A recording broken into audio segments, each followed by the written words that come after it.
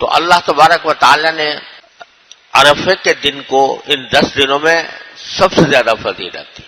عرفے کا دن 9 ذی الحجہ وہ سب سے زیادہ فضیلت کا دن ہے. جیسا میں نے پچھلے بیان میں عرض کیا تھا کہ 10 دن جو گزر یہ 10 دنوں سے مراد 9 دن ہیں.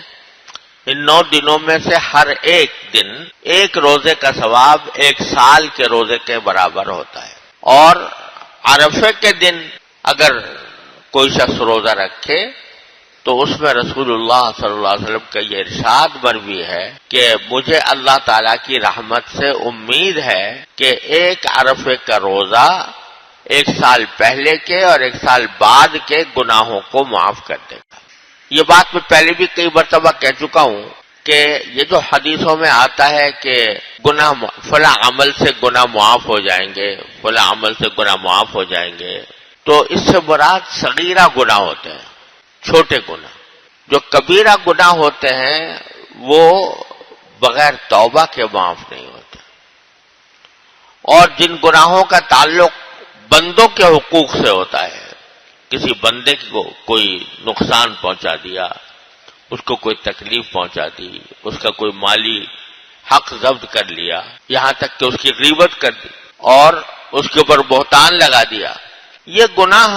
کسی بھی عمل سے معاف نہیں ہوتے، بلکہ انسانوں سے جب تک معافی نہ مانگی جائے جن کا حق طلب کیا گیا ہے اس وقت تک معاف نہیں ہوتے. لیکن چھوٹے موٹے گناہ جو ہم کرتے رہتے ہیں ان کے لیے یہ کفارہ بن جاتا ہے 1 سال پہلے کے گناہوں کا اور 1 سال بعد کے گناہوں کا عرفے کے دن کا روزہ.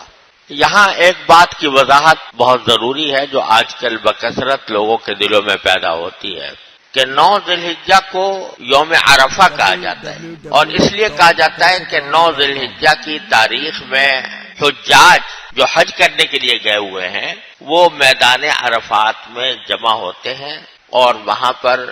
وقوف کرتے ہیں، کھڑے ہو کر ذکر، تسبیح، دعا اس میں مشغول ہوتے ہیں. تو میدان عرفات میں اس وقت چونکہ لوگ جمع ہوتے ہیں لہذا اس دن کا نام یوم عرفہ ہے، رکھ دیا گیا یوم عرفہ اس کا نام. اب بعض حضرات کے دل میں یہ خیال ہوتا ہے کہ پھر تو یوم عرفہ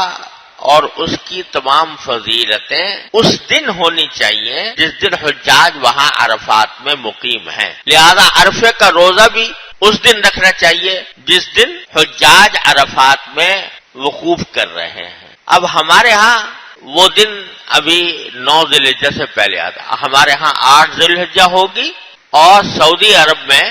9 ذی الحجہ ہوگی. چنانچہ حجاج جو ہے عرفات کے اندر ان کا جو وقوف ہوگا وہ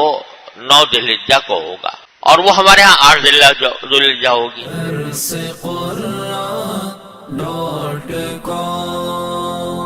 www.darsequran.com